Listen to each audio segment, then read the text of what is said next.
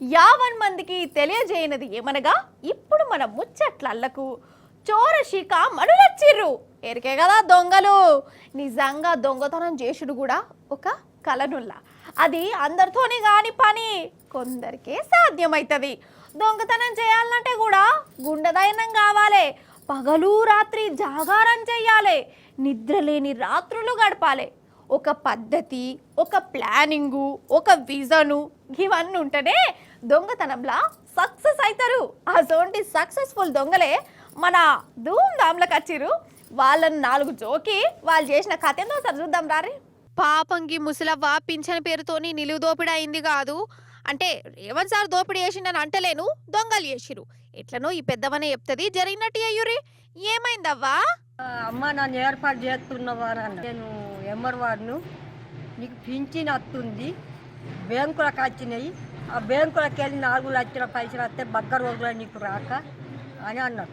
మరి అమ్మ గిలికిరా అని ఆయనతో నన్ను తోలుకుపోయింది, గడ కూర్చున్న పెట్టి. అమ్మ 1 లక్ష ఉన్నది, లక్ష అది చైను అది మరిచిందట. ఆ పేరు ఈ పేరు ఈ కమ్మిట్ట అక్కడ పెట్టి ఫోటో తీసి నేను ఫోటో తీసుకొని ఆ పైసలు నీకు ఇప్పిస్తానమ్మా, ఏమనుకోకమ్మా అని ఆయనతో చైన్ తీసుకుని 2 పేరు కమ్మలు తీసుకుని జాడలేడు పక్కన. అయ్యయ్యో, ఎంత పెద్ద గోసచ్చే.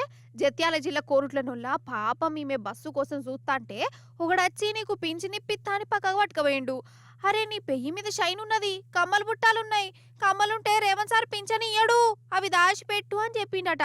ఆమె నమ్మింది. షైన్లు కమ్మలు బుట్టాలు తీసి మన చేతిలో పెట్టిందట. వాడేమో నిన్ను ఫోటో తీయడానికి ఫోటోగ్రాఫర్ను పట్టుక తాగని పోయి పత్తకు లేకుంటాయిండు. ఇంకేమత్తాడు చేతిలో నగలు పడ్డాక.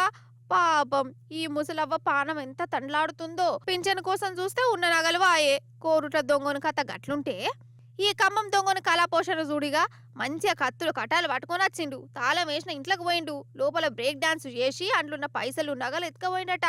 వాని కందిరిమోకల చెప్పు. ఖమ్మం దొంగను చూయించినాక సత్తుపల్లి దొంగల గురించి చెప్పకుంటే వాళ్ళు ఫీల్ అవుతారు. మరి వాళ్ళని ఎందుకు నారాజ్ చేసుడు కదా. మరి ఈ సత్తుపల్లి దొంగలు చేసిన ఘనకార్యం ఏందయ్యా అంటే ముత్యాలమ్మ దేవతనే నిలువు దోపిడీ చేసిరోళ్ళ.